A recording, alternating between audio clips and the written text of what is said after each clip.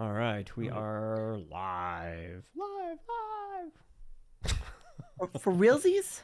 Yeah, for realsies. That is indeed for reals. All right, and I got everything set up, and the recording has already commenced. So, you got your recording going, Allie? I sure do. I was just waiting for YouTube to actually go so I can turn it down. Oh, I just muted the tab. I was just like, immediate tab mute. And I've left plenty of room for us to go completely off the rails and just have fun with it. I fully anticipate it. I have a feeling that's exactly what's going to happen. Yeah.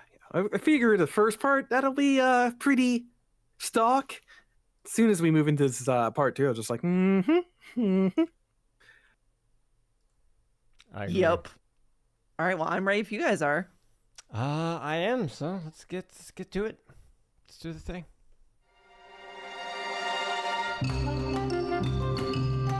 We may never know, Uther. I intend to live forever. How dare you show your face here? Faces.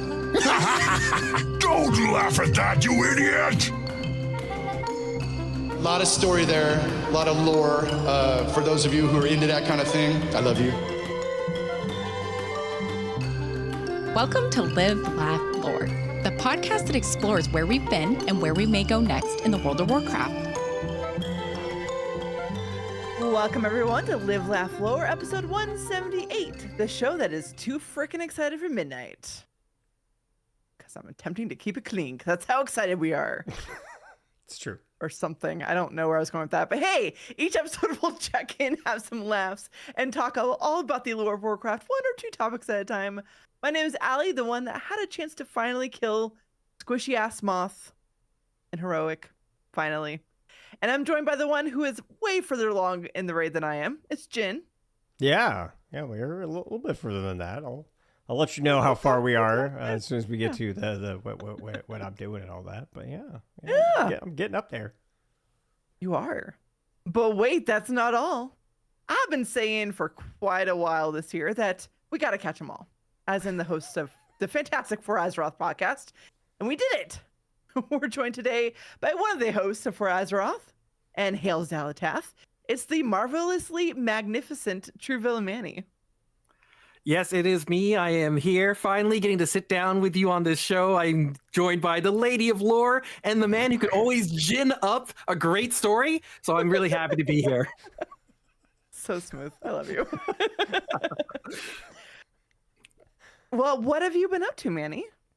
It's Warcraft. It's a lot of Warcraft because ever since the War Within, it's been pretty nonstop. If there hasn't been something on live, which it always seems to be, there's been something on PTR. There's been something that I've been like wanting to dive into, and I don't even have time to do like the back burner projects. You know, the stuff you're doing when you're like, I'll wait for it to slow down.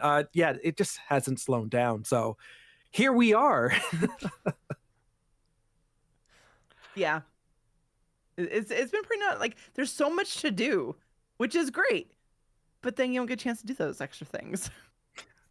Yeah, I can't remember the last time I did a back burner item. It's been a while. I used to pride myself as a mount collector. That's sort of fallen back behind, and we had that entire thing where we had like all of the transmog double drops plus like big 5% mount chances, even though some people were upset that it wasn't double or 10% mount chances. Blizzard's wording, 5% extra drop chance, but it's still amazing. We got to do that. I got a couple of mounts. A couple of people who were in the Discord who were hunting mounts got a ton of those. Really happy about that. And then of course raiding and content creation. As you said, I'm still doing For Azeroth, but I'm also doing Hail Zalatath, so I'm doing double duties on podcasts, except now For Azeroth is doing twice a week releases. So a lot of talking about WoW, that's for sure. And now doing more of it, yes. But we all need more Manny in our lives. So, I mean, selfishly, I'm happy with that. See, that is wonderful to hear. That is definitely a sign you have never been on a date with me. I mean, that's true. Yes. I don't know how to respond to that. I feel like I would not feel that way if I was a date on with you. I think I'd enjoy it, but that's me. Mm-hmm. I have multiple women that'll disagree with you, but moving forward. All right, I'll let you off the hook. Jen, what have you been up to? What have I been up to? We've made it up to Salad Bar, right? That's as far as we Holy crap. to. Yeah. So we cleared up to there, and then we're like, okay, yeah, we're not pulling. We're done for the night. So, yeah, I'm getting the kind of up there in the gear, but I'm still way behind everyone else. I'm like in the 690s, I think. Still, I still got a little bit of catching up to do. Anyway. Still doing okay in the charts though. I'm liking how I'm doing. There you go. Yeah. I don't know. I think it's just because it's Fury Warriors' time to shine currently. It does seem like it kind of is. At least for some of how the fights have been working out without the ads and things like that. So, but anyway, other than that, I have been seriously just kind of really haven't done much. It's been a very chill rest of the week. But yeah, that's about it for me. Honestly, Allie. So what have you been up to this past week? Well, we are not up to Salad Bar, but like I said, I finally killed them off. Like, very clean kill. I was so proud. I'm like, oh my gosh. Like, I missed a week of reading and I come back and you guys got this down. That was awesome. But unfortunately, we had a lot of absences. A lot of people would just have an off night, not feeling well, whatever. So we felt like not progressing. So we called it an early night, which worked for me because I am behind on Ecodorm stuff with Venari. So went and did some of that. Went out and brought a certain, I don't know if spoilers or not, I'm not going to get into it, but brought a certain dwarf back. Got some more animals in there. Did some of that stuff, which was cool. Did a bunch of delves, which I enjoy because I like delves. And that was kind of it.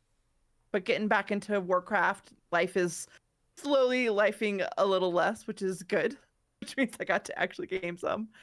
And that's all. That's all that's worth talking about. That's it. All right then. Beautiful. All right. I like to get the bug down. The fight still feels That felt good. It still feels weird taking that bug out. I gotta admit. That does. I do feel bad. I relish it. All that transmog you get. And like every week, it's just like, oh, another thread. Let me go get a new set of capes, a new set of cloaks. So, yeah, like lore-wise, I'm like, oh, poor Moth. Gear-wise, I'm cutting that down every week. That is true. I don't wear enough cloaks to care about cloak transmogs. I mean, every once in a while I will. Like, if I'll see a cool one, I'm like, I can work with this. Let's do this. Otherwise, I'm like, I'll collect it for the sake of collecting it. I just like the backpacks. That's fair. Mm-hmm. All right. Well, with that, I think you have a job to do, my friend Jen. I believe that is true. Well, hi there, listeners. Welcome to our little lore corner, where the fire crackles, the seats are comfy, and the stories of Warcraft are best shared among friends. If you'd like to keep this lore corner going, consider supporting us on Patreon. Every bit of support helps us continue the laughs, unravel the mysteries, and share even more stories with you. So pull up a chair, settle in, and stay with us until the end of the episode to find out how you can help keep the lore fires burning. Yes, indeed. What you talking about? What you talking about? What you talking about? What you talking about? Yeah, that was all I can come up with. My brain was like, I don't know. It's a bunch of friends hanging out talking about lore. It does and feel that comfy. day it was kind of cloudy out. So I'm like, I'm feeling a little cozy. It's fine. So welcome everyone to our cozy little lore corner. We're gonna take advantage of having Manny with us so we can have a fun chat about how things are going, where things could be going, and probably go off the rails as we tend to do sometimes. So again, like you just kick back, grab your favorite drink, or maybe you're working. I don't know.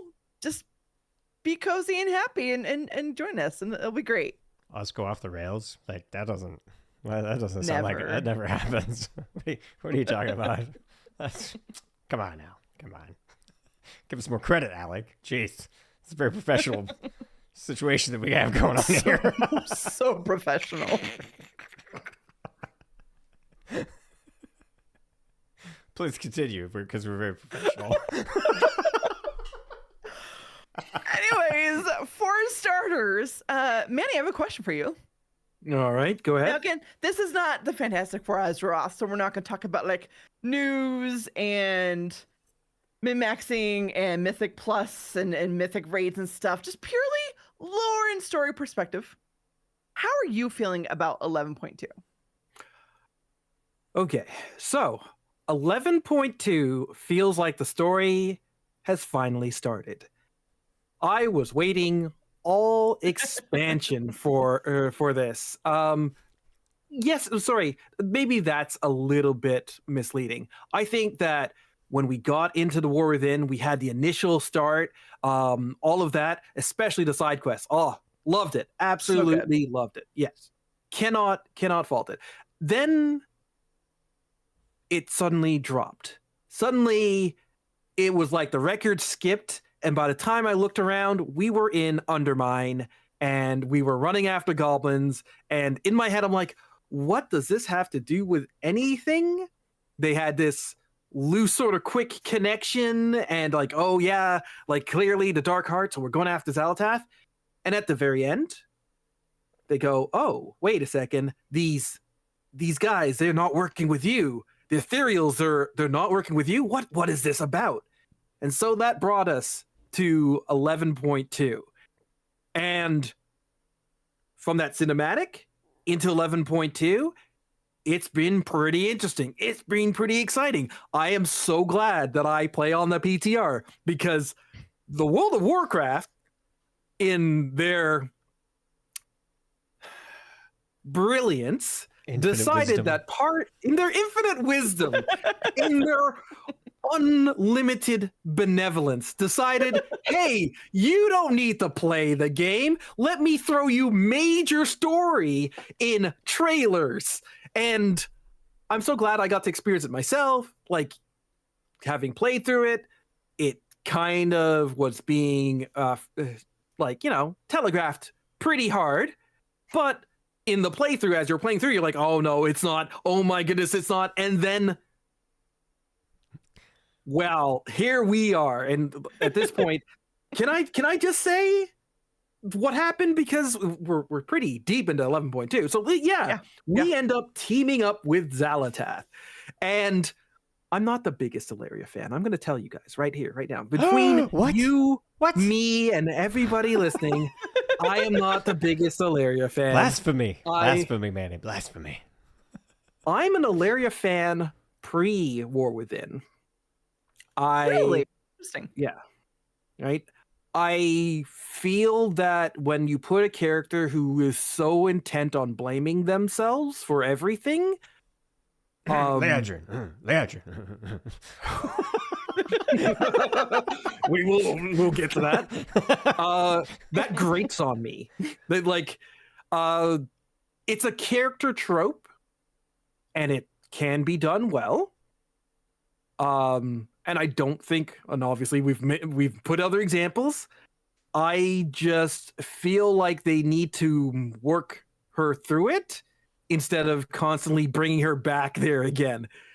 And that's where 11.2 decided to bring her back there again. Oh, everybody betrays me. I have to be alone. But did I say I enjoyed it? Because I enjoyed it. I enjoyed it. I know I'm being critical. I enjoyed it, though. That's all right. You can be critical. Yeah. I mean, like, you could be critical of the things you love. If I didn't care, I wouldn't be on this show. I wouldn't be making an entire podcast about lore separate from another podcast that covers things generally. Right? Yeah. So I like Lore Walker. I like Locust Walker. I like the fact that they brought in the brokers and connected them, because that was everybody's like pet tinfoil hat back in Shadowlands. They're so much like the brokers. Like, this can't be a coincidence. I'm super happy that all of this stuff came together, and the storyline through Tazavesh, through Koresh, I felt was done quite well, if a little bit short. But I don't want to say that it's too short. It's just I wanted more. At the end of it, I was just like, can we just get like another 2 weeks of epilogue or something? But of course, that's what we're gonna probably see in 12.7 as we go into the War Within. So, my irritation of one character trait kind of repeating itself over again aside, and it's not just her, Thrall and his entire I'm done with Thrall. Anyways, I really think that it was great. It was great. And yeah, let's see where it goes from here. But what did you guys think? I mean, okay, yeah, sure. I was like, okay, I'll talk now. Yeah, honestly, well, you covered a lot, so I'll just say, yeah, I've been loving the interaction between Locust Walker and Illyria, talking about where your Illyria thing is especially because Locust Walker is saying you're unbalanced, right? And it feels like complete and utter crap to me in exactly the reasoning why he is saying Illyria is unbalanced, because Illyria is saying that I know, even though I have to go it alone, I have to protect my family and all that kind of that trope that they have running through her storyline so far. And, so she's saying oh, I have to protect, Turalian and Eretor. That's my number one thing, right? That's her biggest fear.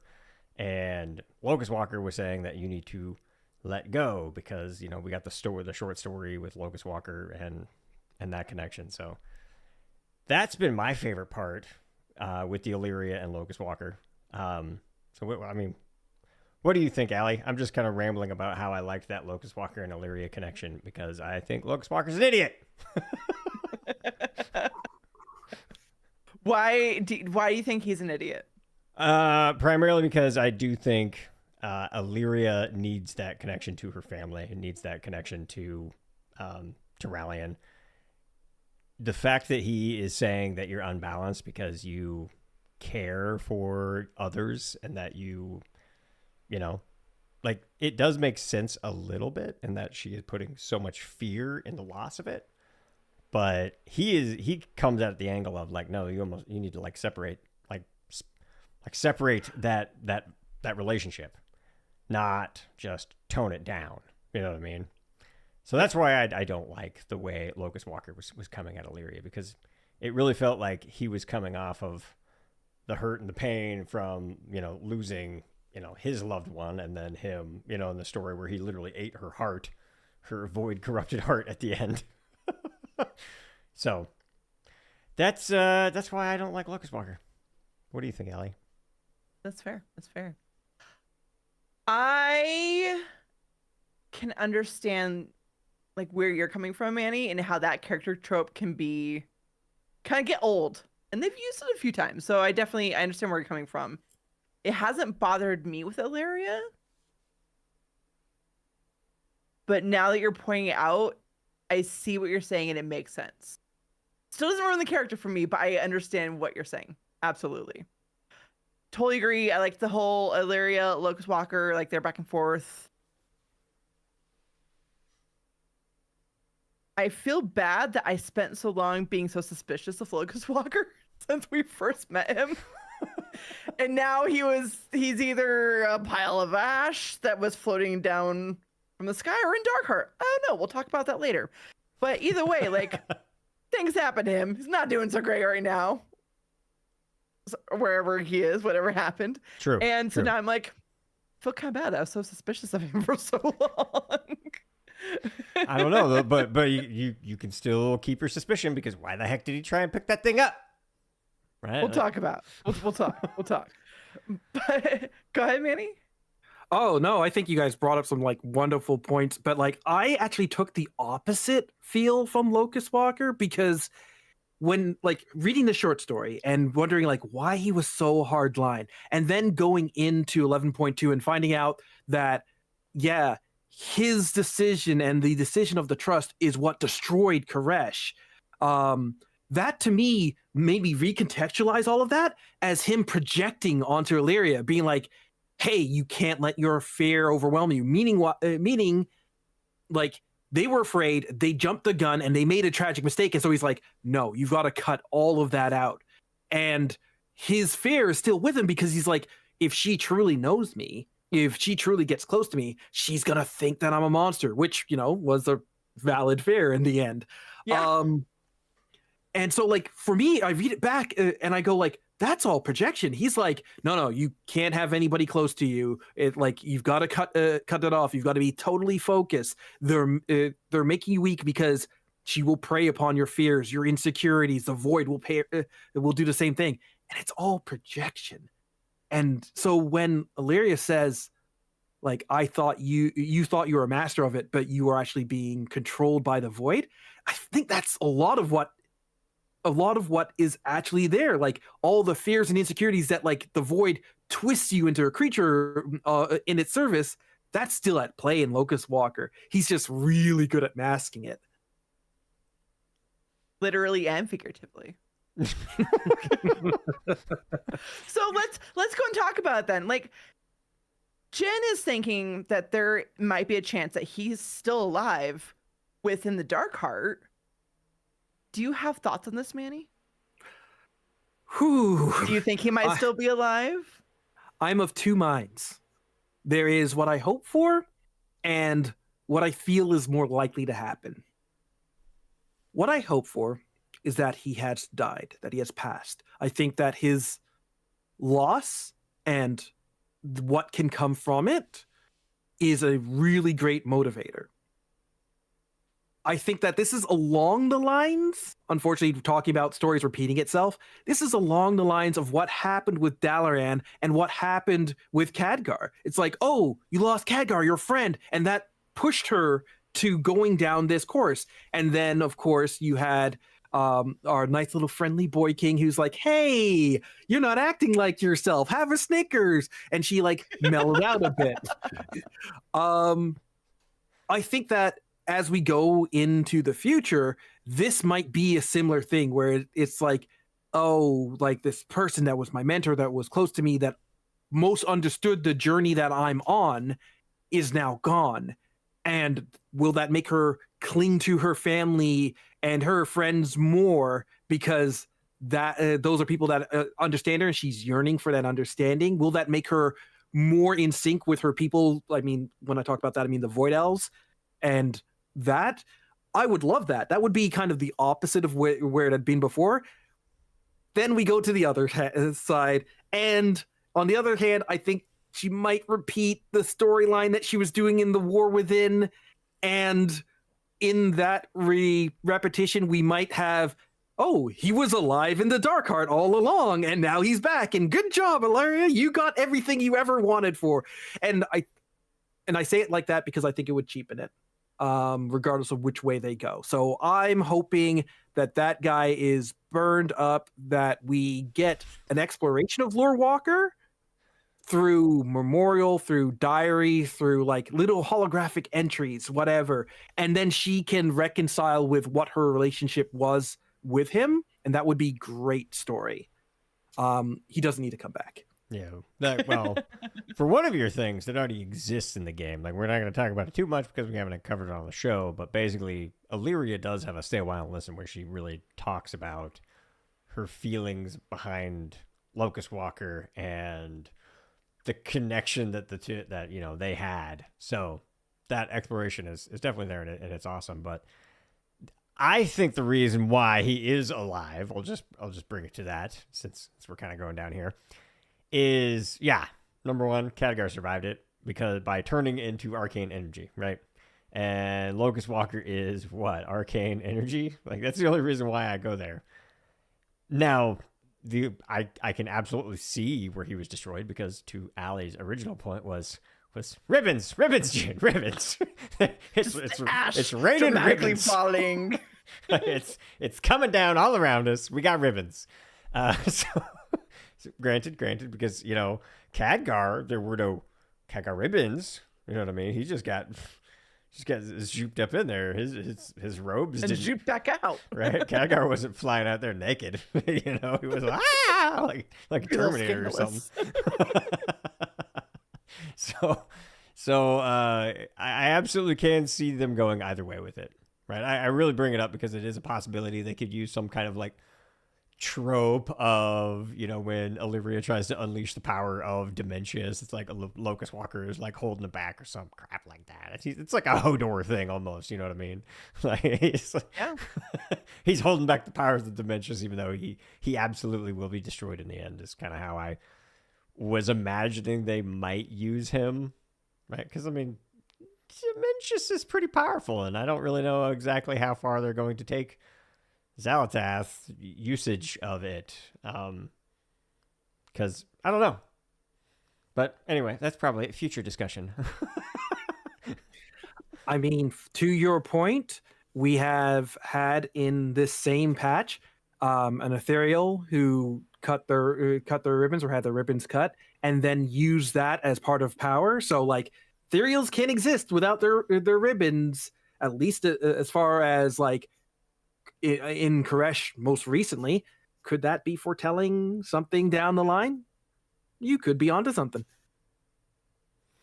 Yeah, and I don't. The only reason why I question it a little bit is because, other than my silly idea, which I don't know if they're going to go that route, I don't really know why they would bring Locust Walker back, because it feels more right. Like, I don't need Varian to come back as much as I kind of want him to come back. Like, I think Locust Walker's story can be finished where it is, and Illyria can just explore her complicated feelings around the fact that she was very, very upset with him when he died. So, because that's going to be something that likely is going to continue into midnight. Yeah, I think if they're trying to build up some doom and gloom, and like, we're gonna lose people, we're not always gonna win, like, I think it's okay to have Locust Walker be done. It added some of that drama, a little bit of that, like, oh no, we lost a person. And you're right. I mean, at this point, not only does Lyri have to work through her emotions, but as we know, her family's gonna be front and center for midnight. She's gonna be busy with that. Locust Walker, like, I think it's time for a story to be done. I think it's all right. And if they bring him back because he was in Darkheart this whole time,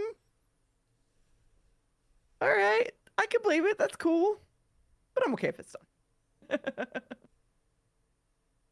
Well, speaking of Koresh and what happened with this world soul, as you mentioned, Manny, how, you know, Soul, the former Oracle chick whose name I just totally forgot. Soul Scribe is how they usually go by.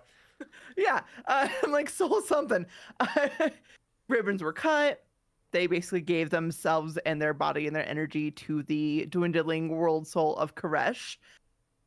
So what comes next for Koresh? Because, like, Blizzard actively made sure to give us the information of, look, the world soul still lives. It's still here. They could have just been like, well, look at the shit, guys. Like, it's broke. It's gone. It's done. This world soul's dead. Like, but no, like, they actively kept it alive. They made it an active storyline of, everyone, look, it's alive still. So what happens next? Like, will we revisit it down the road? Does this become something maybe after Last Titan? Like, why did they make sure to point out that it's still there? Any thoughts on that, Manny? So, of course, there's like a million different ways that I think it could go. I would love if it was something for after the World Soul Saga. But at the same time, there's a lot of different ways that they could pull it back in, especially when you're dealing with the last Titan. What are Titans made from? World Souls. Hey, True. we have a World Soul right there. What happened with the last World Soul was a little dicey, because if you remember the last World Soul we came across, that was Argus. Argus caused us a lot of trouble. Thanks, Argus. Really appreciated that expansion. I really liked that expansion you caused, Guy. Yep. A World Soul infused with so much death that it broke the natural order of things. I wonder how much void is infused in Koresh. I wonder what So happens if Koresh becomes a Titan. Do we get a void Titan? Something so scary that the entire Legion made it their mission in life to execute every world to stop this from happening? I think that's a big thing, a big possibility to keep your eyes on. So I don't think that we're never going to deal with the Koresh World Soul. I'm not sure it becomes a Titan. There's like crackpot theories, and I'll throw out one here. Do it. Of course, we're going to be dealing with the Titans, and if you look around, all within the world, the War Within, you're mostly underground, you're on different worlds, but if you go to the Siren Isles, if you go to the Isle of Dorn, and you look up, you'll see beautiful skies, but you'll be missing something. There's no red star in either of those skyboxes. And I recall somebody in some interview somewhere, and I say it that way because I can't remember which interview it is, sue me guys, they said that if that light ever disappears, that spells trouble.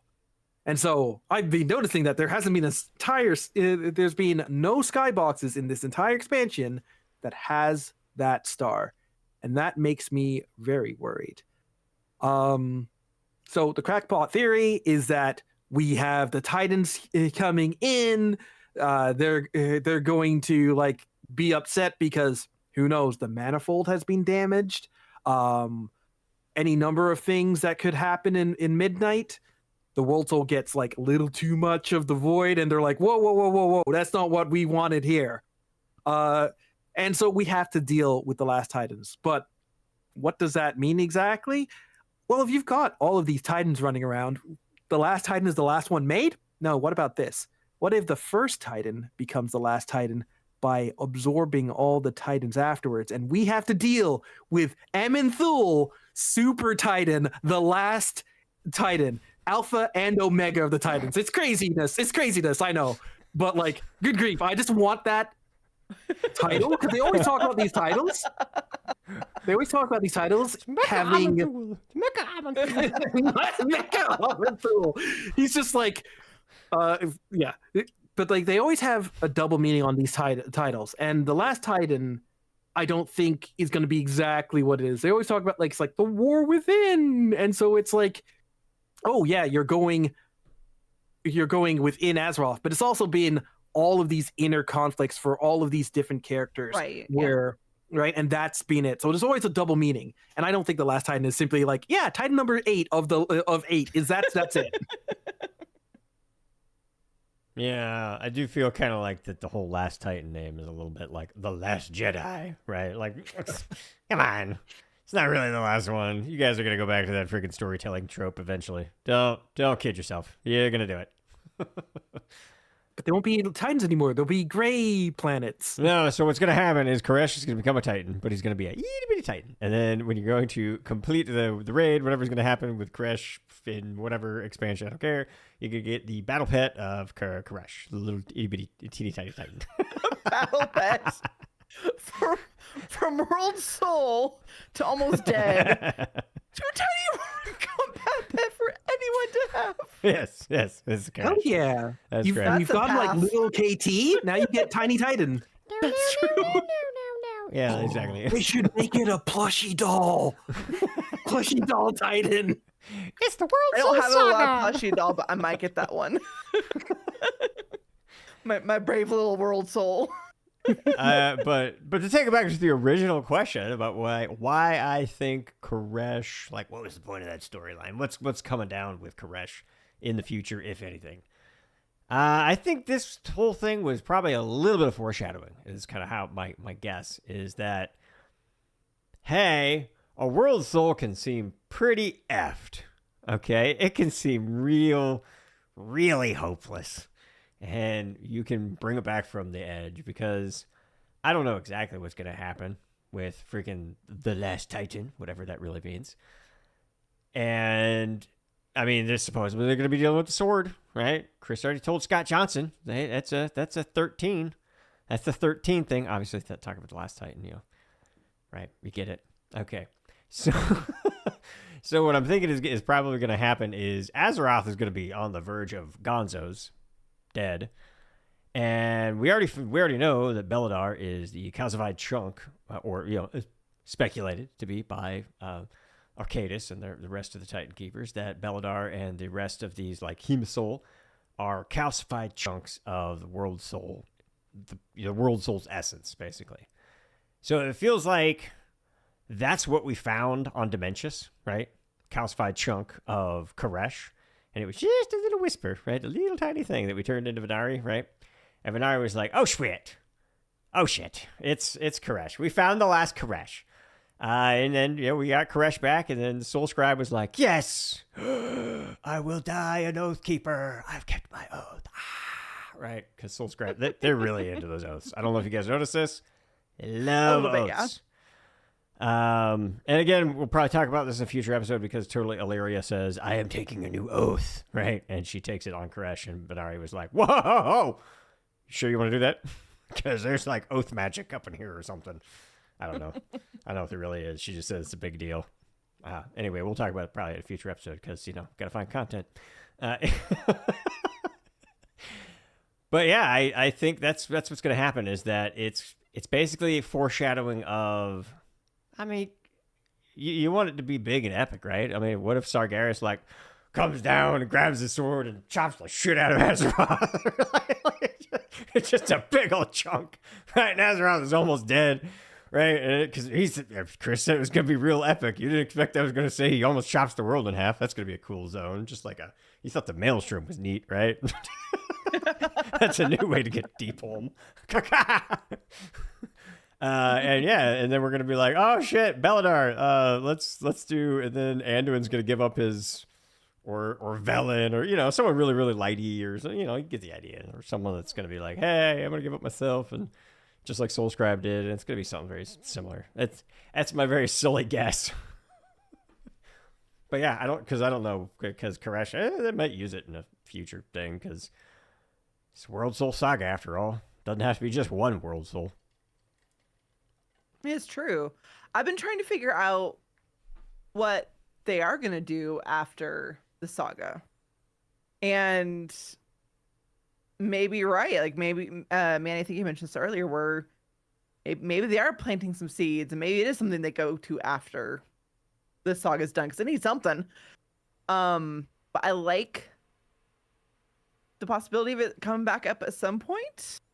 Even if it's just an example of, hey, look, someone sacrificed themselves to give Koresh a little bit of life. Any volunteers for Azeroth? Anyone? It might work. Tribute. Exactly. So it might be something as small as that, or maybe Koresh will come into play. After. I got it. What if we use the Heart of Azeroth necklace that we've had kicking around in our banks to go like, hey, let's recharge the freaking World Soul. There you go. It's the Heart of Azeroth. Came full circle with BFA. I mean, if you're going to go full circle, I think stuff that they will probably bring back after the hate has died down will be the first ones. Oh, I don't know if the first ones come back. I don't know. It feels like they're trying to get rid of the first ones. I need to freaking know who the freaking first ones are. Like, I'm fine with them coming back because I need to know more. It bothers me.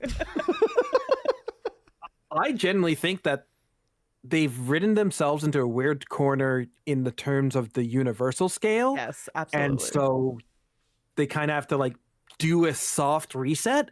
Not looking at WoW 2, but I could see the first ones and them being trapped away by all these powers that we're now having the Void coming into play, and Fel has been dispatched, and now Order is going to be around in the last Titan. And if we have a Light and Void fight in Midnight, that's pretty much all the powers except for life and death, which is why I think that, bringing back stuff that where it's yeah, what was that about the first ones? This universe being divided, all of these fights. We're dealing with so many powers that are going to be fighting in this trilogy that I think it just seems like the natural step that it's like, oh, this villain that was before all of the other villains, before Azeroth was even like a little speck of light, is now doing something, and that might mean that like we have to like become more powerful than ever, because we always have to become more powerful than ever to face off against this. And it seems like a way that they can do it without having to really go back to Shadowlands and be like, you guys remember the Covenant? It's like, no, don't worry about that. It's just, remember he was squawking about these bad guys? Well, these are the bad guys, and they can soft reintroduce them in like maybe the expansion right after the World Soul Saga, or maybe they plant seeds in the Last Titan, so that you don't have to go back to Zereth Mortis. Just be like, oh, that's what Zereth Mortis was talking about. Don't worry about that. Don't look over there. Don't look beyond the veil. That was not meant for mortal eyes. Here, we've got something prettier for you. Yeah, I can see that. Well, kind of bringing it back a bit. You know, we're finishing up War Within, got a little more left, a 0.5, a 0.7. What questions do we still have after this expansion is done that you want answered? Well, I can tell you what I want answered. Do it, Jen. What is it? Well, mine's a really simple request, and it's going to be like, well, no duh, Jen. No duh. Is I would actually like an explanation of how we get from where we ended with Xalatath going like hee ha ha to the freaking basically the March on the Sunwell that we see in the cinematic. I want to see the interim and things obviously, and I am going to get that, so which is very exciting. But what I'd like to see, and I don't think I'm going to get in the interim of the War Within, and this is just basically me saying this is what I want to continue going forward in the World Soul Saga, because I do have to admit it does feel weird that I have to keep reminding myself that there's a lot of things that they introduced in the War Within that is specifically going to be, you know, continued through the rest of the World Soul Saga. So, like, one of the big ones that the community was harping on about was the Harrenir, right? They're like, Harrenir's dead. They just totally forgot about him. It's dead. Nobody cares. And then we get a whole freaking zone, and it's like, you remember, guys, it's a trilogy. It can basically, its story continues. But anyway, what I really want to see is definitely want more of the Harrendar, because the Harrenir, because I keep thinking, because as Manny, you were going on, and some of the things that you were saying had me thinking, what is going to happen if we start exploring more of the whole connection to the Dreadlords? Because what I was really, I don't know why my brain went to very weird places. And the first one was, hey, remember when Preface was like, hey, we found a way into the life realm, right? And it was specifically, it's like, yeah, she found her mark. I wonder if they're going to explore that in the Harrendir, whatever zone. Only because I also have the whole Il'gynoth whisper of beware the eyes of green, and we still haven't really had a payoff on that one, and we're really big on Il'gynoth whispers over here. So we will never let go of those whispers. Never. Oh yeah. Never. So yeah, that's basically what I want to see. Is there a connection to the Dreadlords? Because literally, I've already been formulating the notes for my next episode, and I'll just give everyone a hint here. Yeah, Maria Hamilton really wanted to point out that we're going to be seeing Lothraxion again soon. So, yeah, we're gonna talk. I'm just gonna say I'm gonna talk more about that later. I'm gonna talk a lot about that. Little teasers for next week. So, obviously, if they're talking about Lothraxion and Maria Hamilton's like, oh, yeah, you'll totally see him. Yeah, totally. It just makes me kind of think, okay, all right, they're going to be Sergeant Athreus, he coming back? So, you know, from the expansion that shall not be named, everyone did like Sergeant Athreus. So I hope we see signs of that in Midnight, I guess is what I'm really saying. And obviously the Arathi, but I don't know where that's going to play. And I still think the finale of the Arathi storyline with Faerun is probably going to culminate into honestly the last Titan, but I don't know. It could be at the end of Midnight as well. But anyway, there's the War Within storylines that I need more information on. How about you, Manny? I mean, just talking a little bit about what you were talking about, Jen, the Arathi, it's strange because the only difference between them and the Heronair is that they were the last one to get some story. And it wasn't even them. It was just we got Faerun going with Lothar into the Arathi. And so it was like, oh, okay, they are still continuing with them. But they, in terms of where I see them going, I really hope that is part of the last Titan. I think that going to the Arathi Empire and their lands is an entire new continent. That is huge space to develop in, and you don't really need to put that in as just like a smaller area like Koresh or Undermine. So I'm hoping that they mine that more fully in the later part. But that's not lore-wise. Lore-wise, though, I'm really hoping that the kind of things that we've been seeing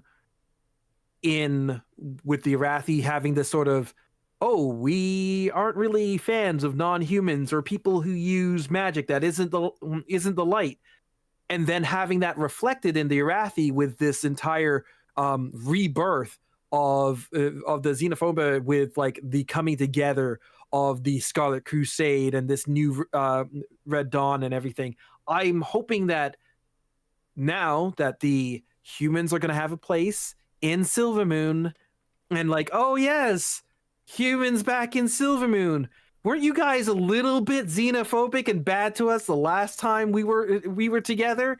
And they have talked about the different factions having conflict. So I'm hoping that while we come together to fight off the greater evil, there's still a lot of bad blood that gets explored, and that can then lead to like a faction that splinters off and is this like you know what, I can't deal with this. We're corrupting what we wanted to do. We've allowed void elves back in. We're letting these humans that stepped all over us come back in, and then you can have a splinter of the blood elves that become a little bit too far, and the elves and the humans together, they make Arathi, and that puts them right together. So I'm hoping that that's the long con for that.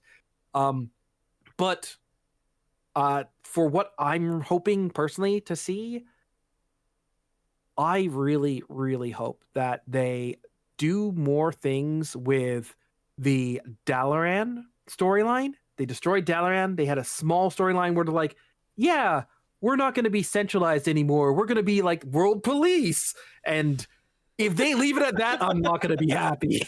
Dalaran, fuck yeah. Yeah. Everybody hates mages, but you need mages to stop warlocks, or the warlocks screw everything up. Coming to save the motherfucking day, yeah.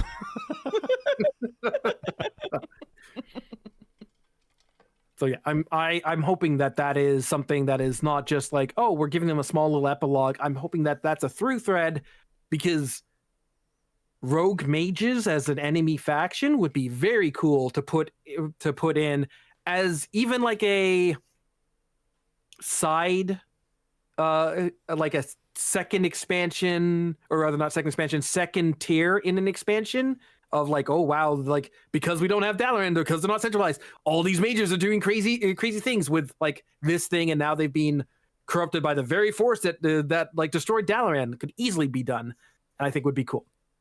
Yeah, I could totally see that with like similar to like the Primalist faction, you know, and when we were leveling through Dragonflight and specifically the Onaran Plains, I believe it was, when we were chasing down the crazy Primalists. And yeah, rogue mages, that's very fitting.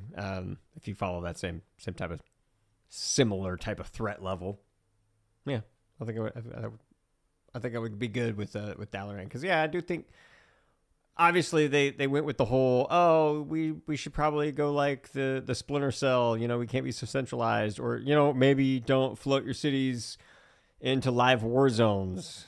right? Like, I don't know. Seems like a good idea to me, but that's, hey, what do I know? I'm just a warrior. Anyway. Yeah, I mean, come on. They're an international force. They go wherever they need. They're mages without cages.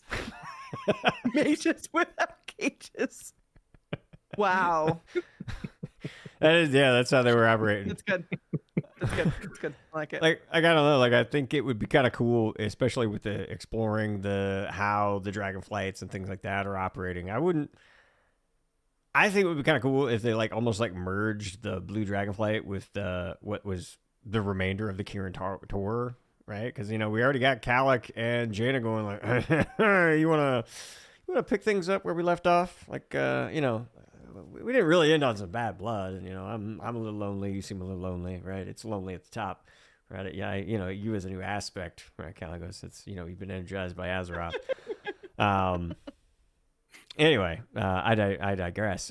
It does feel like they could, I don't know, do some co-opting, especially come the last Titan when the dragons probably are showing a large, making a big play in the whole like fight against Iridikron. Likely is, I'm sure they're going to show their face again, because Iridikron's going to be like, you forget about me, and it's like, no, my name is Jin. I've been talking about Iridikron since he went in a portal, because he's a cool character.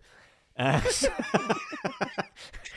then the rest of the dragonflight's going to show up, and I'm going to be like, sweet. And then Jane is going to be like, I'm here, baby. Right? So you get the idea. Just like that. Just like that. A few more mages are going to show up, too. I'm hoping for more for our dear Kalec. He should not be the default just because all of our other love interests are dead and in the shadows. So, like, there's that. But also, I'm hoping for more for Iridikron. I really hope that he gets pushed outside of the Wurzel saga, because I want him to be, like, the biggest bad. I want him to be crowned in expansion. He's, like, goes off, all this stuff happens, and he's like, yeah, now that the Titans are gone, I'm putting the world the way I want. And then he's got all this power that he's been gathering around and stuff. Forget about Last Titan. He's after the Last Titan. That's what I want for my boy Iridikron, because I'm a big Iridikron fan too. Okay. I'd feel bad for him if he was after the Last Titan, though, because we've already got fairly concrete confirmation that the Iridikron should be showing up, because we know that the Titans are going to return over there in Ulduar, and that's his whole plan. He wants to punch him in the face as soon as they show up, right? I mean, obviously not literally. I don't think he's actually going to pull an Illidan and be like, you were not prepared, and just like go flying through the air or something. But it's like, that was his whole thing. It's like, I'm going to go ahead and say, Xal'atath, you do you, boo. You come on, just go ahead and try and take Azeroth. Hey, it's my home world. Hey, come on. Like, it's a crazy plan, because then the Titans are going to be like, no, not the Void. And they're going to come back. And Iridikron's going to be like, I'm going to kick you in the nuts. So I think that's his whole plan. I mean, yes, but also I think that if you've got Xal'atath that's carrying through on the World Soul Saga and is the overarching enemy. I don't think he thought she was going to get a Void Lord, by the way. I don't think he thought that was going to happen. But what if he outplays Xal'atath? What if... I think he might. Like, yeah, like he was the one who gifted her, gave her the Dark Heart. What if he sabotaged it in some way? And then at the right moment, he's like, sorry, sister, I just was using you. And then boom, she gets outplayed, and Xal'atath falling to betrayal is such sweet irony, and then gives us the chance we needed to defeat her because she's undefeatable. She's way too powerful. And he's like, yeah, don't worry, heroes. You're my tools as well. Go get her. I like this theory a lot.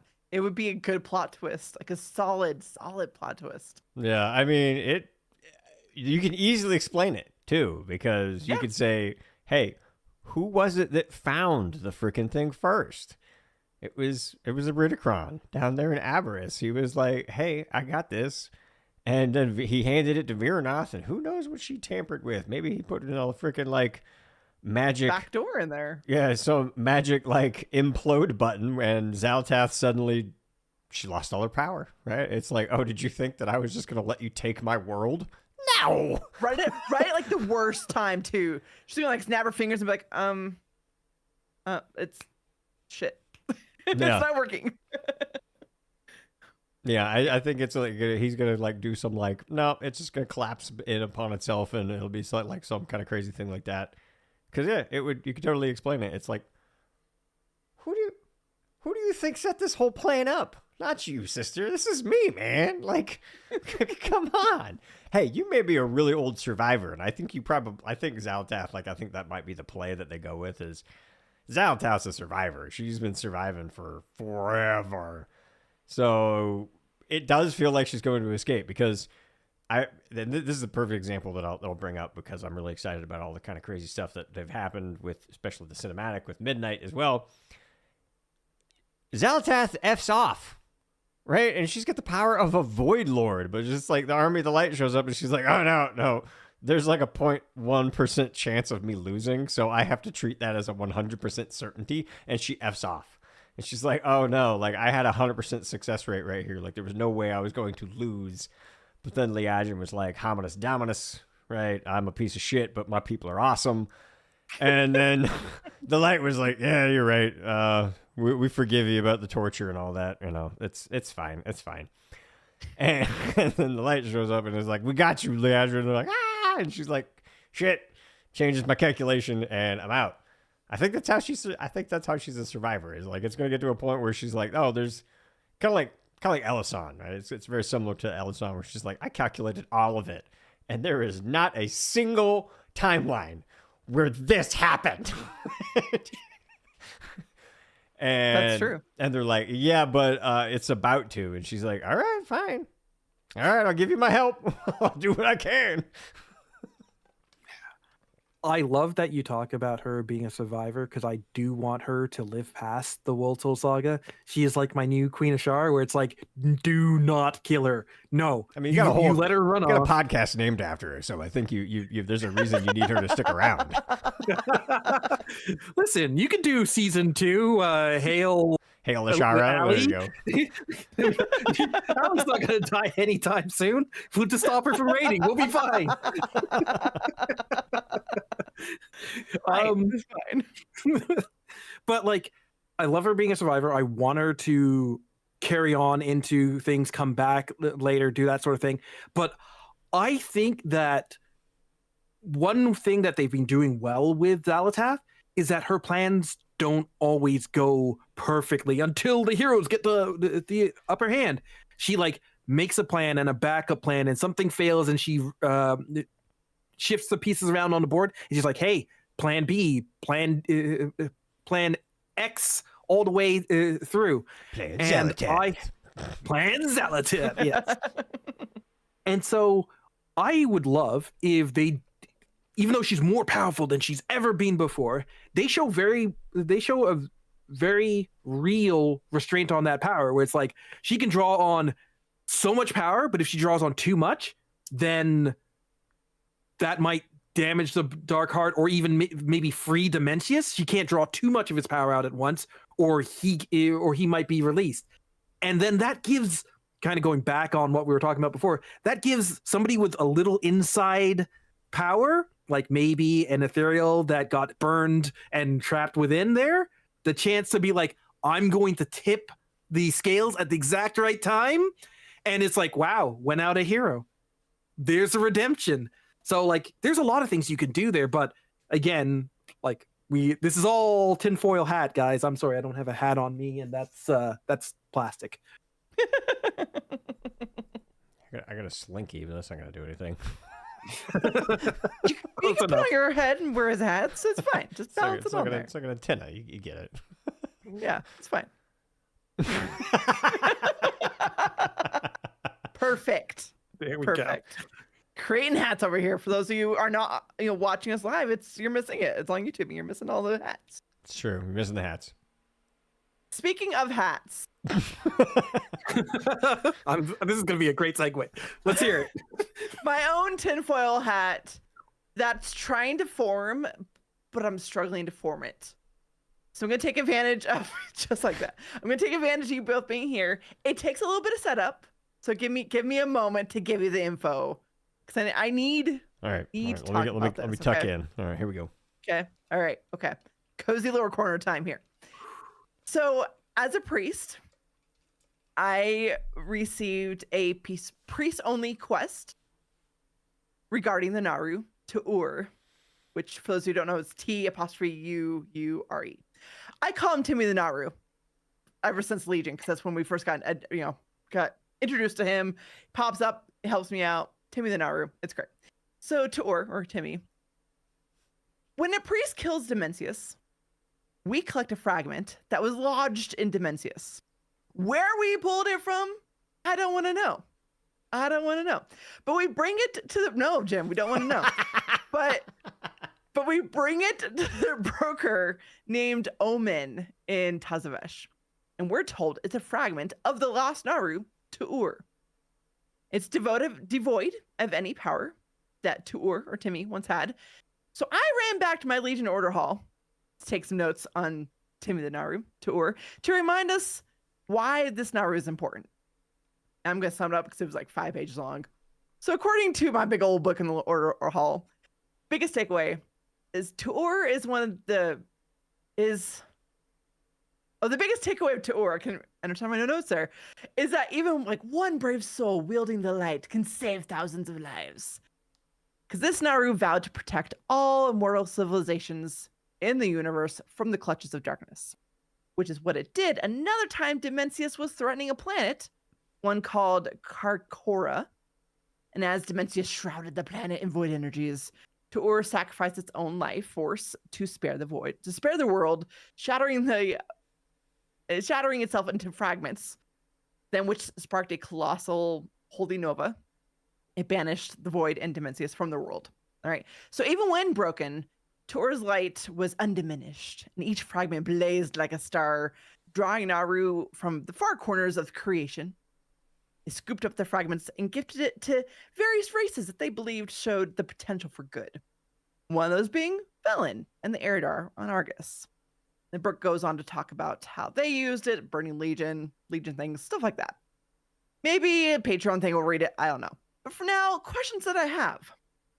So I apparently dislodged this fragment from Dimensius, one of these fragments of Tuor that shattered everywhere apparently. How is it there? Because yes, like Tuor shattered when it faced Dimensius previously. It wasn't clipped on, Ale. That's all I can say. It wasn't clipped on. Shush. Be professional, man. You're killing me. Dimensius had to be manifested into reality through the ritual that the Shadow Guard worked on. How is this fragment there? That's my first question. I'm just going to stop right there for a second. How is this fragment there at this point if he had to be remanifested into reality with this ritual, with all the power that it took, and he remanifested, and I found this fragment of Tuor? How? Explain this to me, gentlemen. Oh. Okay. Oh, I mean, they were gathering all these different fragments of Dimensius. They went from world to world to world. The Shadow Guard went all over, gathering all these pieces. And one of these pieces within it contained the fragment. It was lodged in there. It was plugging a hole, a plot hole. Come on. Okay. Right. Okay, and once they reassembled this void titan, it was just lodged in there. All right. I'm sorry, I broke Ali.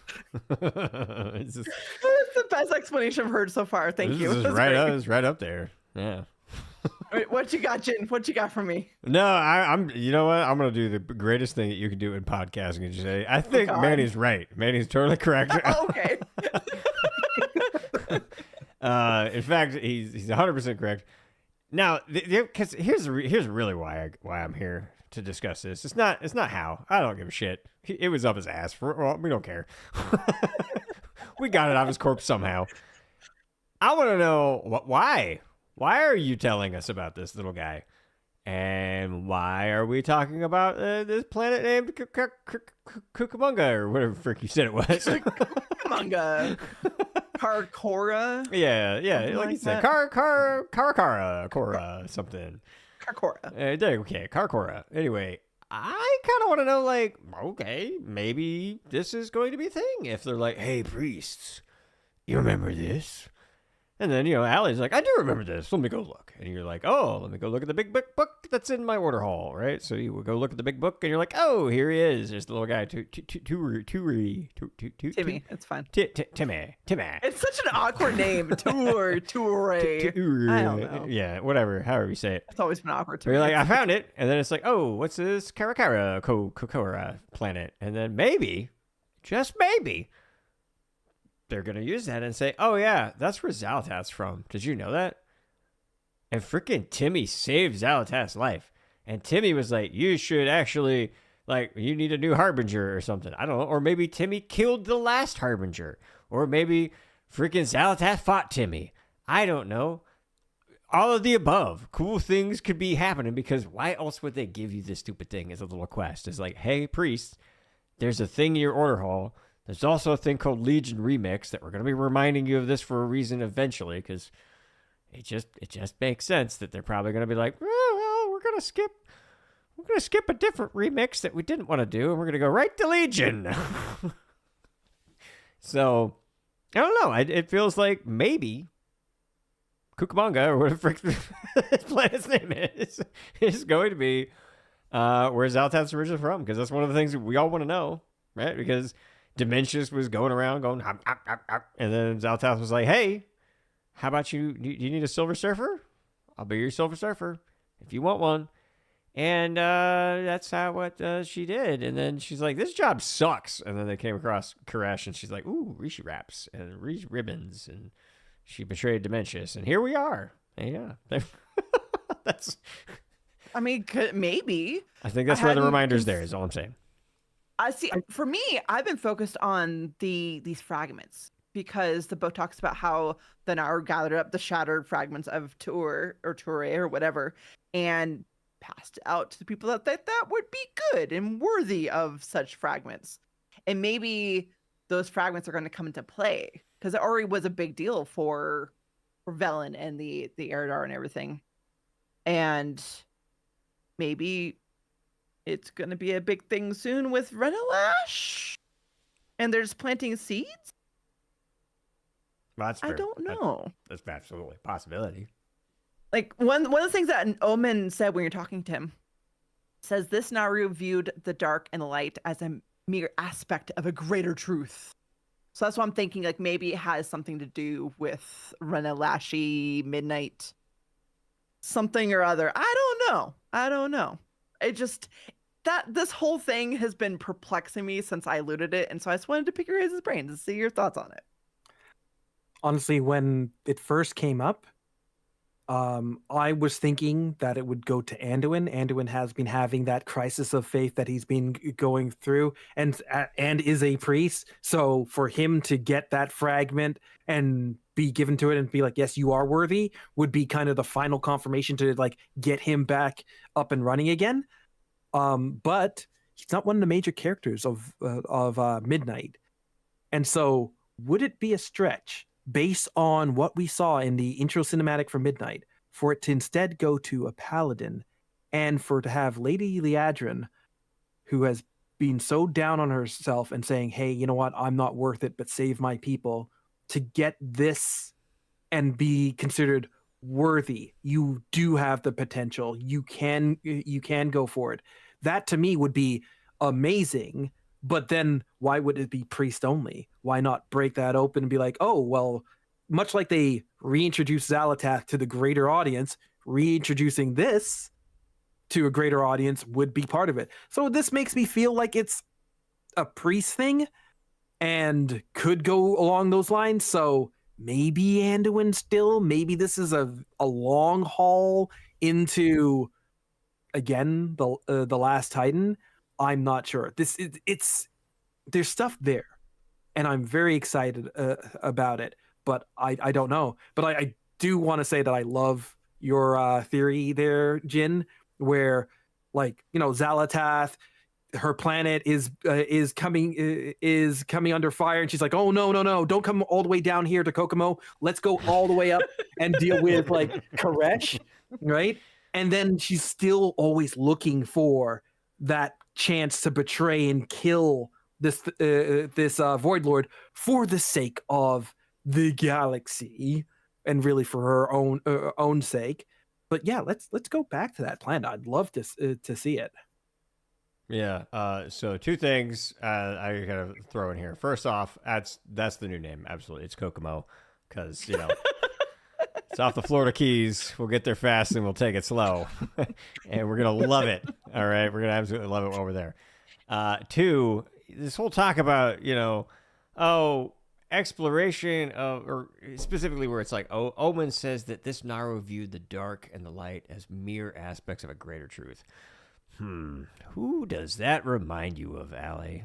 Who is that is going to be coming up real soon, that also has a book coming up really quick, and also has an entire quest line dedicated to this exploration about his relationship to the light and also the void, and how it's a, mere aspects of a greater truth. So I don't know if he's gonna get the chunk of this thing. I don't know if we're gonna hand it over to him. I don't know why we're bringing it up. I still think it's like just some, hey, this is a reminder for something. I don't know. Maybe it's Kokomo. Maybe it's not. Maybe it's just Eretor is the new child of light and shadow. Zero was wrong. It was not. It was not Illidan. Don't force that on him, or he'll IBM you and you'll die. True, he will. Well, before we start wrapping things up, I do have a couple more questions I want to get through really quick, because we don't get enough Horde representation on this show. So Manny, our Horde friend here, with you hanging out with us, I want to ask your thoughts. I've heard him on For Azeroth, but I want you to share him here if you don't mind. What do you think about having to share a section of Silvermoon with the Alliance? I think as a plot device, it can be really cool. I just talked about like how the factions are going to have some internal conflict. I talked about like how this could lead to like divisions within Silvermoon and with the Blood Elves themselves. We've already got the Void Elves coming back and this entire reunification of elves. Right. So the fact that it's not smooth and simple is great. The fact that the Alliance came in and helped with that Army of the Light in the cinematic, and they're like, yeah, we're going to stick around here. And they're like, wait a second. Okay, fine. Here's a little section. And then they're like, yeah, we're going to put our feet up. It's like, come on, man. I just steamed that couch. And like, yeah, maybe you can go get me a drink. I did save your city after all. And the Blood Elves are like, you know what? Like, I think it's going to be, I'm hoping it's going to show some tension. It's going to cause some stuff. I know some people, and I've seen the opinions out there where they're like, oh, if they're not going to share the entire city, they should just give us our own separate one. Yes, do that. Play into it. Be so entitled that you feel they should give you the entire run of the city. That's the arrogance that I need to see. Not from all of the Alliance, because you don't want to paint an entire faction with a brush and be like, oh, they're all evil and such. But I do want to see agitators in the faction, people that poke a little harder than they should, that have foibles and cause the situation to be fictitious rather than just like absolutely smooth. And if they do that, that will be great. It can be like Garrosh, or Garrosh and Varian, because I thought those two were great together, where they'd be like, yeah, we're so much better than you. Yeah, we're so much better than you. And you'd be like, come on, guys, just shut up and get it over with. And then they decided to mellow out Varian, and he's all good now. And then they decided to send Garrosh down his path, and that's another episode entirely. But I like that both of them were flawed leaders that weren't necessarily leading their guys to the perfect place. And I'd like, if we are going to eventually get to a point where the factions aren't all lovey-dovey with each other, I'd rather it be with like little microaggressions that build up into something rather than, what did you say to my daughter? Oh, it's war now. Like, Greymane, come on. We were just helping. I said one thing to her. That dress does not suit her. I think it was fair. No, okay. So, if you want to see some alliance agitation, who do you actually think could not necessarily play the role of like I don't know if we have an alliance Garrosh yet that's going to show up until maybe, I don't know, some like a maybe an Arathi thing. Well, I mean, obviously people think Turallion is, but I don't think he is. Sorry. I just don't think he is.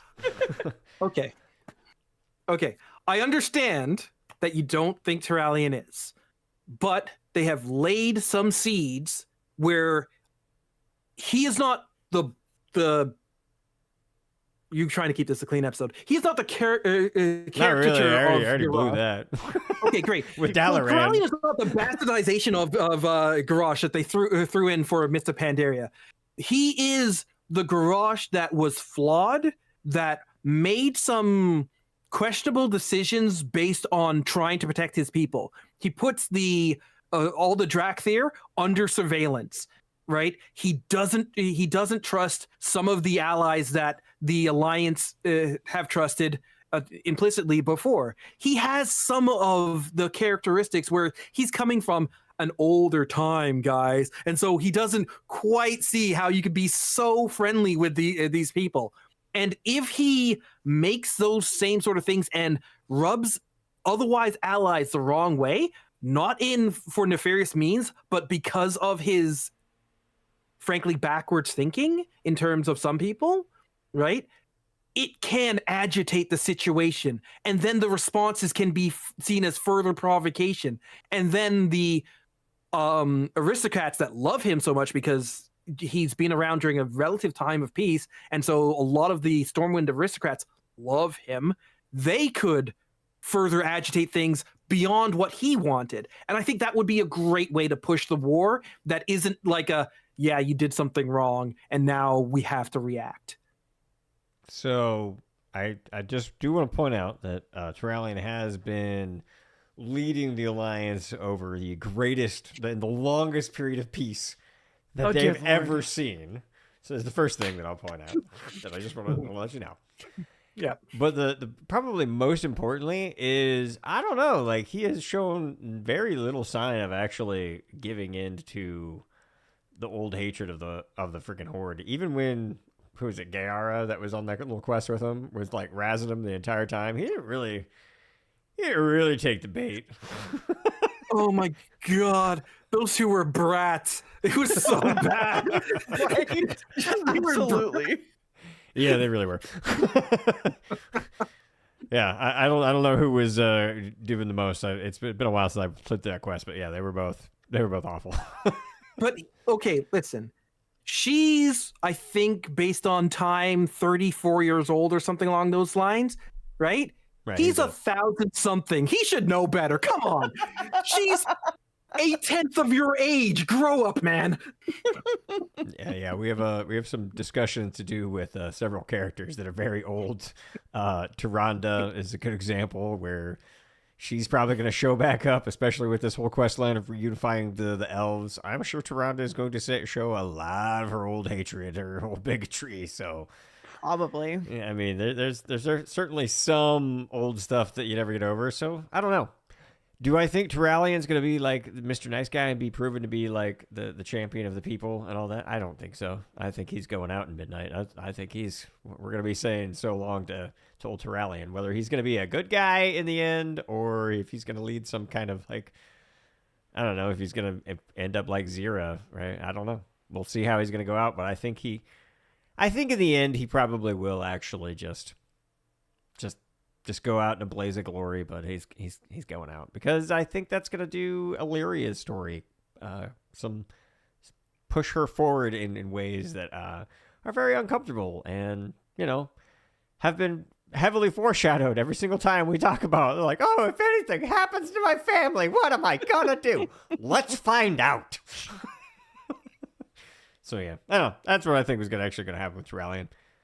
And I don't know. So if it's not TruVillian, let's just put him to the side. Who do you think the Alliance, not necessarily Garrosh, would be? I want to know who the Alliance, like Magatha Grim Totem is, right? That agitator in the background, like you talked about, the person who is totally causing problems, right? But she's like a little sneaky about it. She's like, oh, I'm gonna poison the axe. Basically make everyone think that you murdered him or that you're a big weenie and you cheated in the Makara, whatever it turns out to be. Man, I would have loved if they hadn't reformed the Dark Iron. I would have loved for them to become more agitators, but they've done such a strong job reforming them that I can no longer point to them and be like, that's a real easy analog there. True. Yeah. So I'm going to put it on them introducing a character or having a character come back that has some cling to fame. Like, I don't know, Greymane's son. I wasn't dead after all, Dad. Give me the throne. Comes back as undead. Greymane will Oh my break. I mean, they did That it would to be a Derek psychological Pradmore blow. already. Might as well just see what happens, right? Yeah. If they do that, maybe Gin will be the next Garrosh. There you go. I mean, you guys are saying like, oh, we got to have Taronda back because we're going into Silvermoon. But no, like if they're smart, they keep her off to the side and they make sure because her adopted daughter is now technically leading, that she gets the front and center, that they're actually moving that character forward. And if she slips up because she's inexperienced, relatively inexperienced, that would be a little bit more acceptable. But I don't see her as an agitator, especially when she's friends with one of the Desolate Council. So, right? I don't see Alliance characters outside of the contestant with TruVillian that are positioned well to take that role right now. I think they've been doing a lot of pushing for the Alliance to get over old grievances, to hand the torch over to people who aren't encumbered with that history, especially Greymane. Greymane would have been an easy one, but they've undone that for the most part. The entire thing with the Night Elves, they've kind of undone that in Dragonflight. Like, yes, you could still see some people, but it's rehashing a story that they've sort of already put to bed. So yeah, I think they'd have to like introduce something else or bring a character forward that is kind of canon in there, but also hasn't really been explored. Like, we've got Eridor sitting in the Exodore with the rest of the Janai. Could we have an Eridor character that comes forward and is like, yeah, I'm still part of Janai, but I'd like to shake the boat a little bit because I want the power? It's like, you can introduce a character, but you got to build him up before he goes Garrosh style, I guess. Yeah. My best guess of where they're going with the character right now is I feel like they're going to try and build up Marin Trollbane as the next kind of like agitator in the background, where she probably is going to be pulling some kind of crap like Magatha used to do, of like, I poisoned it, but it's going to be like stuff in the background because I don't think she's way too low level powered basically to be any kind of serious threat. Yeah. I saw Trollbane as the reason that the Arathi Empire are going to be like, to hell with us, because she's going to go, she's been exiled. She gets to the Arathi before us. She's like, yeah, those guys, they're in bed with the Horde because they're all friendly with the Horde, and the king is friends with Farron. Isn't that the old leadership that you don't want to be friends with? Well, now you can't trust any of those factions, and that would poison the Arathi against us from the get-go. And so then she could gain power within the Arathi, and that might elevate her. That was my entire thought of the storyline of where they were going with that. I like it. That's a good usage of it. I think if she kind of like poisoned the well before we even got there, like you said, I think that would be great. Because that totally makes sense, right? That's like, oh, crap. Yeah, it's this character that she keeps wind up using her. I don't know. She just convinces people of her awfulness and her bigotry that it's like, no, it's not your fault. It's these people's fault, and it's really bad. So, right? Yeah, like they're definitely not done with her storyline. They actively left that to be, here's a new loose thread for you guys. So it's going to be used at some point. I could see that being used there. Yep. It does feel like she's certainly going to be coming back. Yeah. I have one more question before we wrap up. All right. What are Xalatath's plans for Azeroth? Because in Midnight, like at the end of the cinematic, she's like, I'm going to come get what is mine, or whatever it is she said. Like, what are her plans for Azeroth? Beyond like, okay, yeah, like we know she wants the Sunwell, she wants the power of the Sunwell, blah, blah, blah, blah. But like, is there anything else from Azeroth that she is going to be here to hopefully get? So here's where we go back to Ridicron, because I cannot see a Ridicron helping somebody take over the planet and corrupt it with void energy when he was so totally, we don't need these outside influences. And so that changes my perspective of what Xalatath wants. She doesn't want to take the world soul and take over the world and become like this god entity to be that entity for its own reasons.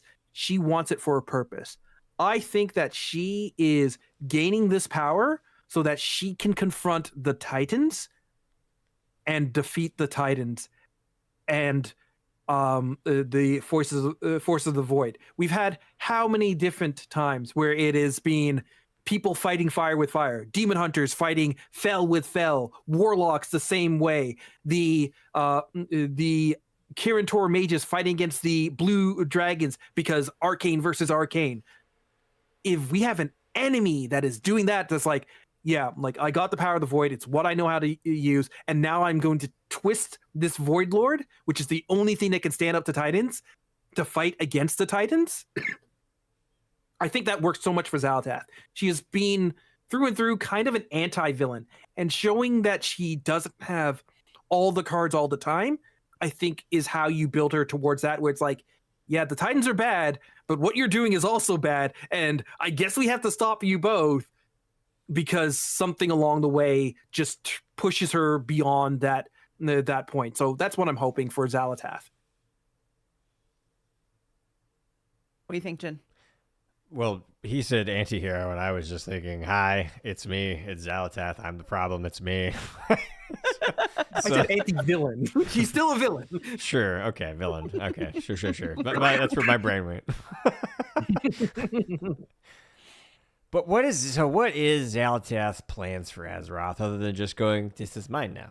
This is mine. Right? Because, I mean, ultimately, like you said, she wants the power of Azeroth for why? Is she going to, like, freaking add that to her Ghostbuster trap? I don't know. To what end, really? Like, to whys? Why does she want the power of Azeroth?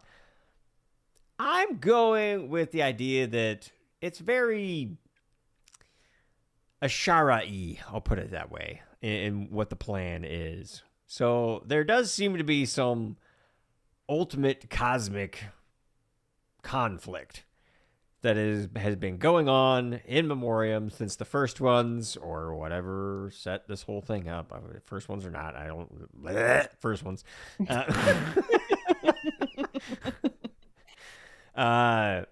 So however this whole thing got kicked off, there's been a push-pull conflict of the void, the light, right? Life, death, right? It's a constant struggle to maintain balance, and it does seem there are entities among each of the different factions that are wherever they are allied.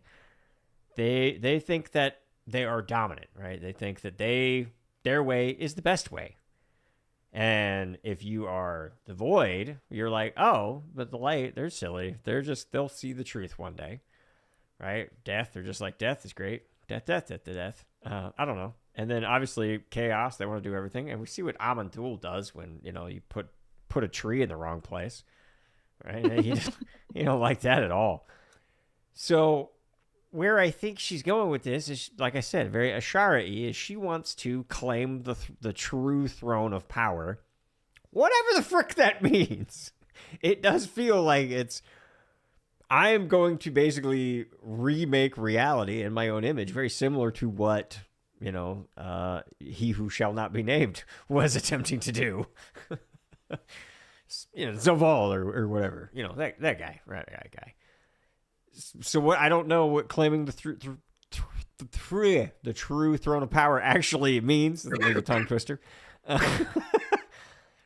I think that's what she's doing. She's going to be using the power of this, whatever the Prime World Soul truly means, right? Because that's the fun thing with the War Within so far. That they've been dropping a lot of names and things like that, like the Prime World Soul, without so what does that mean? Are you just the biggest? Are you really big World Soul? You got a lot of World Soul juju in there, or what? Like, why? What makes you different from another World Soul? Because you still really haven't truly defined what a World Soul really is, because there's also Maria Hamilton in interviews when they say, oh, is Azeroth a Titan? And she's like, I can't answer that, right? So we all know the answer is really no, right? And Titans aren't, or World Souls aren't inherently Titans.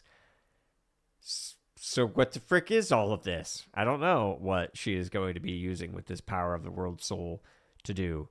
Allie, save me from this ramble that I'm on. I don't know where I've even gone at this point. You hit on so many good points. But we're at the end. I have not decided yet, because the biggest thing for a while was she needs her revenge against Dimensius, right? That's been done. She's still collecting power, and I asked because that's one of the things I've been trying to figure out is like, okay, what next? Like, what is she really after? What is the main ultimate goal? Because for a while it was like, oh, well, clearly she's just trying to, impact everything with the Void. But we've seen from the past that there are some people from the Void she may not be a big fan of. So I don't know if she wants to take out some of the higher ups in the Void to get some revenge, and she needs the power of Azeroth to go do that. I don't know. That's been my only thought so far, because I don't know. Yep, your guess is as good as mine, because my guess was why. That's so. I don't know what the ultimate plan. It's valid. It's valid. Right, because I mean, it makes sense that she wants the power of the World Soul for something, because it's power. Yay, more power. But to what ultimate end? Because we don't necessarily know, other than to rule the universe. Okay, all right. So you're gonna rule the universe. Is that sure? Okay, that's what Zaltaz's gonna do. You're gonna rule whatever the universe may be, the multiverse, the timelines. Because also Ridicron. I also just want to bring up that please, dear God, give me the answer to Ridicron's little statement. Why, oh, why do the Titans like this timeline so much? Right. So I look forward to that too, because I know that we're gonna get more timey-wimey craziness. Well, before we really do start legit wrapping things up, I know we skipped some questions here and there because we were having fun with tracks and not tracks. Are there anything here that you guys want to touch on before we wrap up, or should we start wrapping up? I think we're good. I don't want to go into another tangent. Yeah, we're good. Jen, you feel good? Yeah, I think we covered it. I think we got a lot of the main points and the highlights of all this crazy stuff that we got. But all right. I don't know. There's like Manny said, we could go down some other rabbit trails, and we might be here a while easily. 2-part episode. Well, Manny, thank you so much for hanging out with us today. We missed having you on, so this has been a lot of fun. Where can people find the magical Manny on the internet? Magical. So, yes. So you can find me and everything I do all over the internet. So find me on socials as TruVillianManny. That's true without the E. I do a nice little podcast called For Azeroth. I do a nice little podcast called Hail Xalatath. I am part of the Dungeon Dojo, which is a community that does Keystone Mythic Plus for people of all levels of skill. We'll teach you if you've never done it before. and we will bask in your glory as you do keys that I've never done before. Whatever it is, go ahead and just look up the Dungeon Dojo. But yeah, that's where you can find me.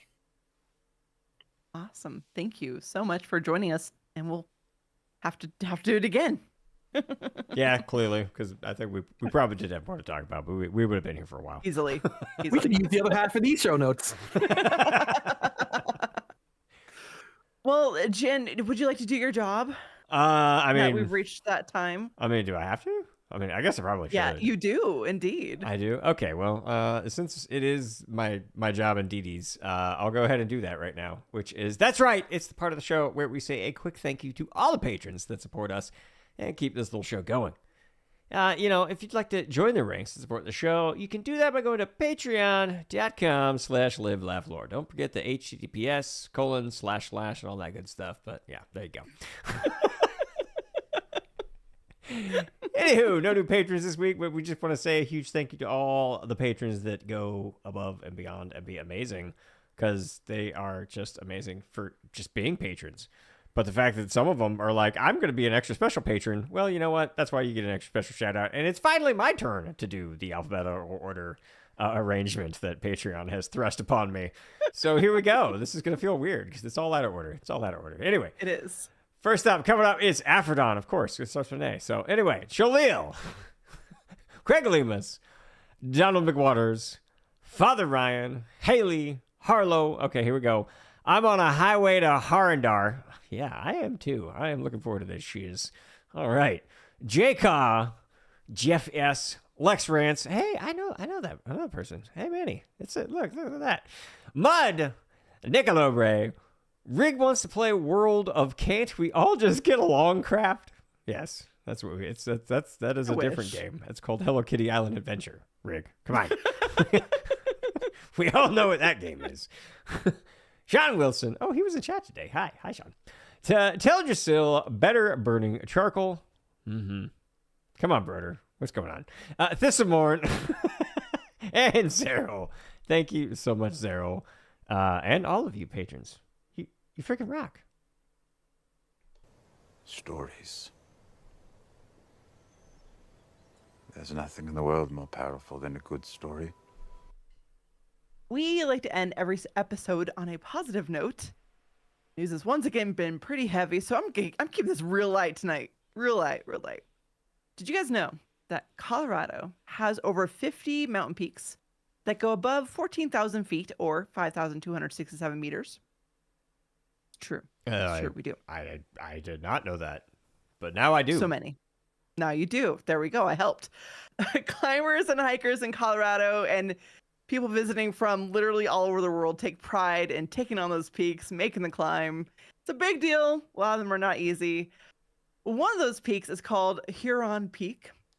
And over Labor Day weekend, a man carrying ice cream sandwiches, ice cream bars, and dry ice in a 16-pound backpack, words are hard, or 27 kilograms, went up the peak to pass all the ice cream out to climbers. Made the climb, put out a camping chair, chilled with a beer, put on a silly ice cream cone costume with a mustache, and it was just awesome. And because the dry ice, everything was still cold, still great for ice cream, gave it to everyone who wanted it. Just quirky, kind action, just reminding people to enjoy the moment. Getting to the top shouldn't be an achievement to collect. I mean, sure it is, but slow down, savor the moment, and the ice cream from the man with the mustache ice cream costume. Yeah, kind of is for someone who's finished a couple marathons. It is nice. It's that feeling. But yeah, collecting the achievements is nice, but the ice cream's great too. That's amazing. That you did that. It's beautiful. Yeah, you want ice cream. Yeah, I like it when you get that burrito at the end of the race too, because that's freaking amazing. All the people that like prepare the food and stuff like that after stuff like that, or provide ice cream sandwiches when you get to the top, that's amazing. So Mr. Man in the ice cream costume, you rock. That sounds amazing. Well, it's true. I want an ice cream cone with a mustache costume now. Maybe I could run a marathon on one of those. That'd be funny. Pass out ice cream. I'm sure it's a marathon that does that. Yeah. I don't think I could run as fast as I do if I'm wearing that costume, though. So. Fine. Thank you about so to much win the for race. You're listening going around to the corner, Live, and Laugh, it's just like Lore. smash. If you have a topic or a question Kool-Aid you'd Man like us to takes off. discuss, send us an email at livelaughlorecast@gmail.com. If you want to support us on Patreon, you can do so by going to It was so good that you broke it. patreon.com/livelaughLore, and you can keep the show going for as little as $1 an episode. Oh my God, that's You can watch amazing. Ali live That's a on great Twitch freeze Sunday frame. nights That is a over great at freeze frame. twitch.tv/AliAndres. And you can watch Jin Monday nights Oh my at gosh. twitch.tv/JinJoint. Everyone's internet does this. You so can maybe also he'll be back follow in the a show on second. Twitter That's amazing. at live But just the timing of it was just lore. beautiful. You can follow Jin on Twitter at Jin's Joint, and you can follow Ali Well, on our at end, while he's Ali_K. come back, we can play. Meanwhile, Summer. be Oh, kind and there it take is. care. He's back. Funny thing is, I could hear you the whole time. Could you? Oh, it's hilarious. I'm gonna stop my Beautiful. recording now. Okay, fine. I can stop recording. Beautiful. That's hilarious. I didn't know. Apparently, I just totally freeze framed. That's funny. Didn't know that happened. You absolutely did. Let me show you how. Head you back freeze frame. in like mid cackle. It's just funny too, because it's like I'm hearing you guys, and I'm like, what are you guys talking about? I didn't freeze. I'm fine. What's happening? I'm here. No, you froze. No, I didn't. I've screenshotted it. I want to see this. I need to see this screenshot. Okay, let's see. It's still loading. Clearly, it's still loading because my internet's being so very slow. Go figure. Speaking of internet going very slow, thanks all the folks in chat and YouTube. But yeah, thanks all. And we'll catch you next week. So bye, everybody. Bye. And broadcast button.